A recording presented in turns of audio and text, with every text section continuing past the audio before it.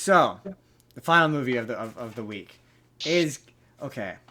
I don't know how to talk about this. So when I approached this, I picked movies for two people. I picked a movie for Haley and Wicked, and I picked a movie for Jake because I now having seen this movie, I guess that's where I'll start. Jake, I'm fascinated to hear what you have to say about this movie. But my final movie of the week is a movie called The Apprentice. Deny everything, admit nothing. Never admit defeat. What if you lost your fortune today? Well, then maybe I'll run for president. I don't know. I say, if you're indicted, you're invited. Not to be confused with the reality show bearing the same name. This is the biopic movie about Donald Trump, where Sebastian Stan of Marvel Winter Soldier fame plays Donald Trump, and it is nominated for Best Actor.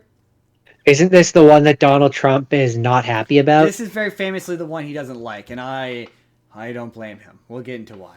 But this is the way he's nominated for Best Actor, and I said as a joke I want him to win because I want to see Donald Trump's head spin. Now having said that, I want him to win because he is phenomenal in this movie. And okay, this is a hard movie to recommend because it is very good. It's a very good movie. It is very well done.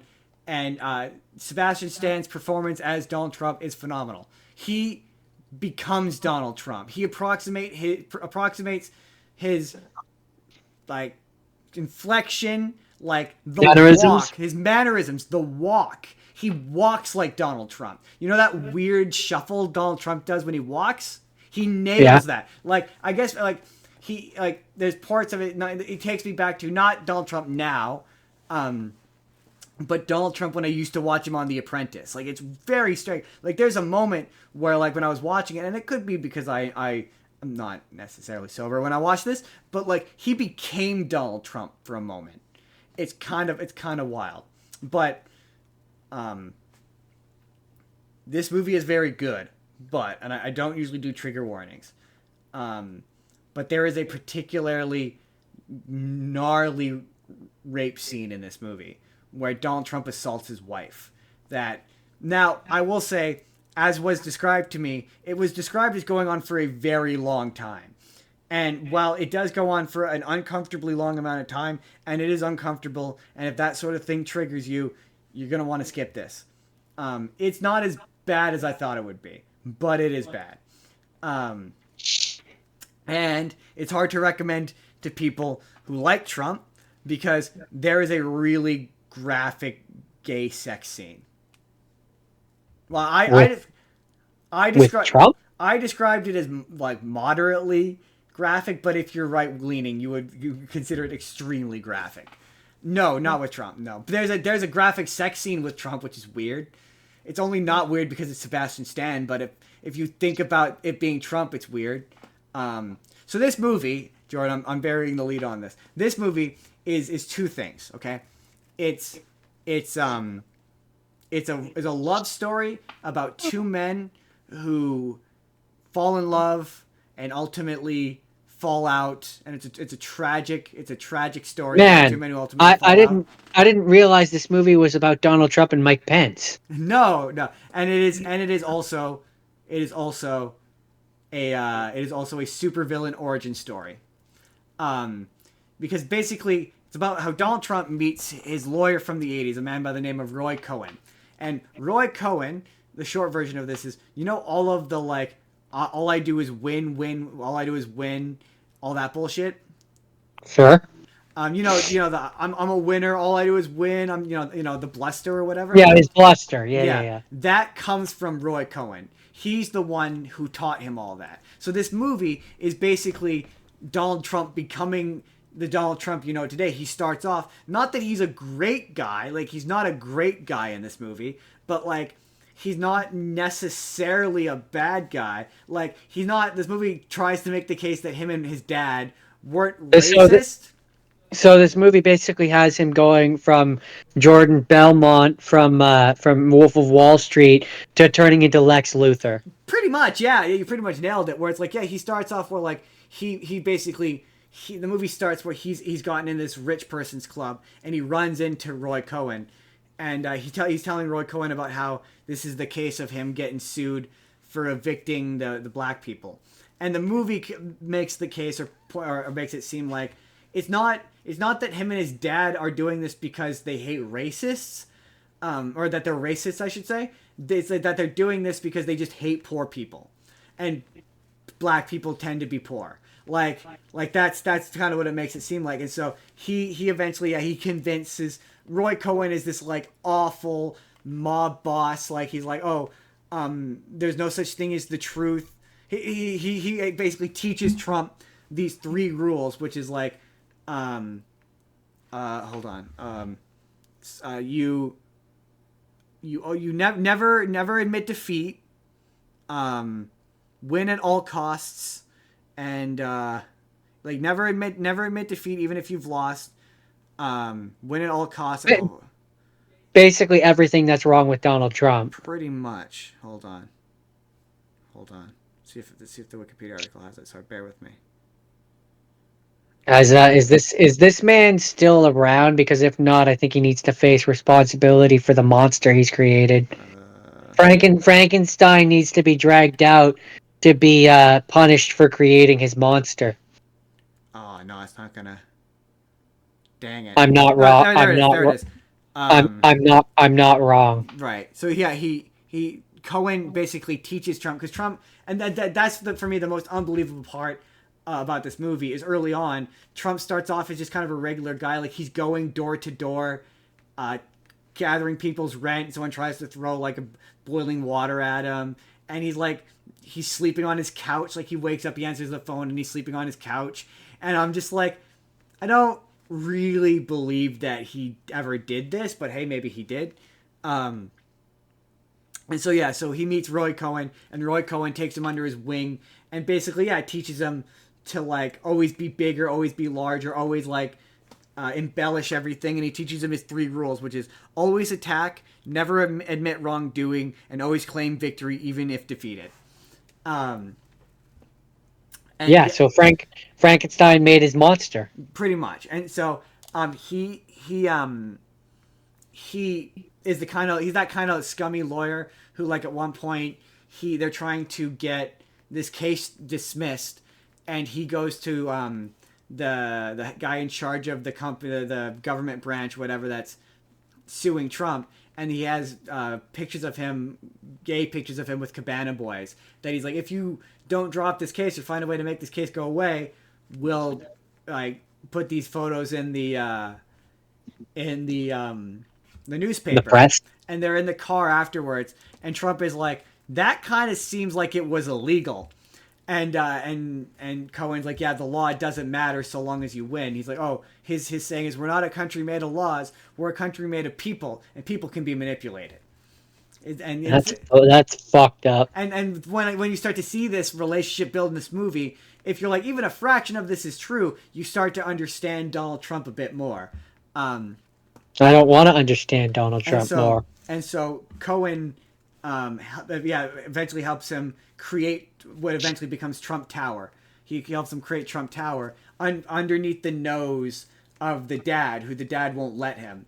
And he creates it, and he slowly becomes more and more monstrous, and is like taking credit for stuff and is lying to stuff, and he's trying to screw it. And like, again, progressively, not even just like in terms of how he acts, but just physically, Sebastian Stan, Donald Trump, becomes more and more the Donald Trump we understand today. And the gay sex thing, Roy Cohen, and the entire time Roy Cohen's saying like all this racist stuff and all this horrible stuff, but the irony is that he's gay. He's a closeted gay man who Donald Trump sees him and finds him in this gay orgy having sex with all these men, and he has this relationship with this young guy, and the young guy gets HIV, gets AIDS, and he asks Donald Trump to put him up at the hotel, and they slowly kind of break apart. as like he stops listening to him. He starts going off on his own, and Roy is trying to like corral him in, and he can't. And yeah, there's very much a moment at the end where Roy Cohen ends up with HIV, AIDS, and he confronts Trump on the street and is like I made you, I created you, you owe me. And he's like, no, he turns out that he like evicted Roy's boyfriend or whatever from the hotel. He's like, why did you do that? He's like, you know why I did that. He had AIDS and people were offended by his illness, so I kicked him out. What are you gonna do about it? Like, you knew what this was. And yeah, Roy has that moment of like, holy shit, I created a monster. So what's funny in a sad way, I don't know, but have you ever read the book or listened to the audiobook? It's on Audible, about Darth Plagueis the Wise. You kind of see, yeah, it kind of seems that way. Yeah, yeah, Like it very much feels like a Darth Plagueis who helped create Sidious, and then Sidious immediately screws him over and kills him and turns his back. Obviously, Star Wars version is like more exaggerated, but yeah. like And to be fair, as you're describing this to me, that's just immediately what it's making me think and of, to be which fair, is alarming and sad. hilariously, I mean, it is a movie. To be clear, I'm not talking about real life. I'm describing a movie. Which is based on real life. Which is based on, and to be fair, the movie very much starts with a disclaimer, that says, that there are extreme liberties taken with this. This is based on, these are dramatized, these are based on real events. But the movie kind of implies that like Donald Trump is just like a sponge that will just repeat whatever he says, like whatever he hears, like depending on whether or not it benefits him, and like had like a more liberal a more liberal influence gotten its hooks into him, he might be a better person. Like he's just like malleable. That's what the movie kind of sort of implies. So there in the multiverse there is a oh yeah, where he's a good guy. Yeah, absolutely. There is a version where he is a liberal, he's a good guy, and he is the greatest president that ever lived. Yeah, because it like the movie kind of implies like initially like he does seem to have a moral objection to like the bad shit that Roy Cohen is doing. And it's Roy Cohen that slowly breaks down those barriers, as he puts it. He slowly breaks away his decency, and yeah, it ends with them breaking up on the street when Roy Cohen has AIDS and he's about to die of AIDS, and he's at Donald Trump is at his birthday, and he gives Roy Cohen these diamond cufflinks that he says are real, and then he turns out that they're fake. They're fake diamonds, which he's done multiple times. And it ends with Roy Cohen like crying, but like yeah, this movie, and it's one that shoot, the movie I said earlier, Amelia Perez does a similar thing of like it gets to the end and it's hard to tell, but it almost feels like the movie wants you to feel sympathetic for Roy and how Donald Trump has like destroyed his life and like ruined him. And it seems like it, but like, he got his comeuppance. But yeah, but like he's a horrible person and he did a lot of bad shit. So like Amelia Perez does the same thing where that movie sort of ends where she dies and Zoe Saldana is sad, is like because she starts to develop the movie implies that because she became a woman, she's a better person, but it's like no, she was a drug dealer. She wrapped a bag around your head when she was a man. Like she killed a lot of people. No, she's not all of a sudden a good person. Like just because you later in life, it doesn't. Yeah, sure it helps you like become better, but you're not all of a sudden like a phenomenal person. It's like yeah, he dies of AIDS, but like that was probably for the betterment of humanity, because he did a lot of bad shit, like the big long scene where he like confesses to like setting up this like woman to be like executed unnecessarily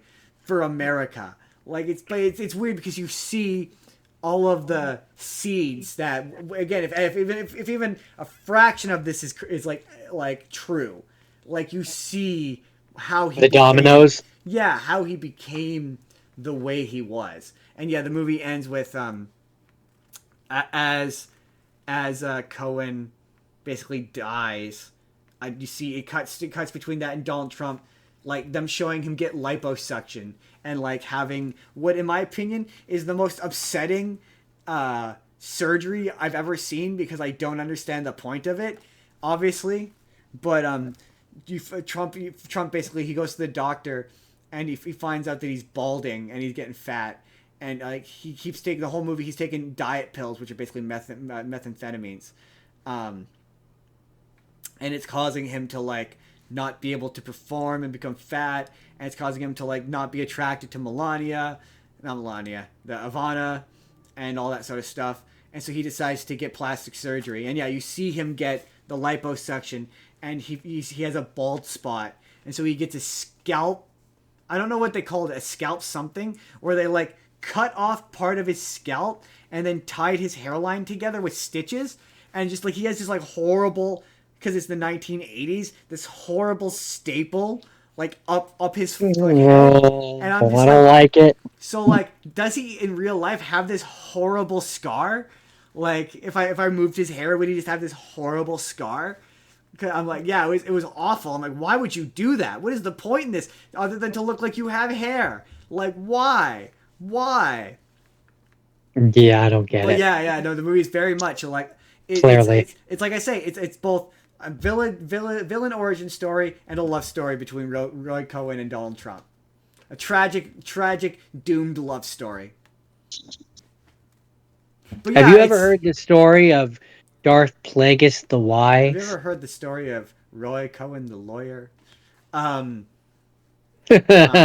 He could do law for others, but yeah, not himself. to wrap up, like I said before, all that. So what's it nominated for? Best actor for Sebastian Stan, and I want him to win. I'm absolutely rooting for him, and I'm really hoping. What's he up against? He is up against. One of them is hold on, let's find out. Oh, one of them is Bob, or what's his face, Timothy Chalamet as Bob Dylan, and that. Sorry. In what? I can't remember what the movie's called, but it's a Bob Dylan biopic.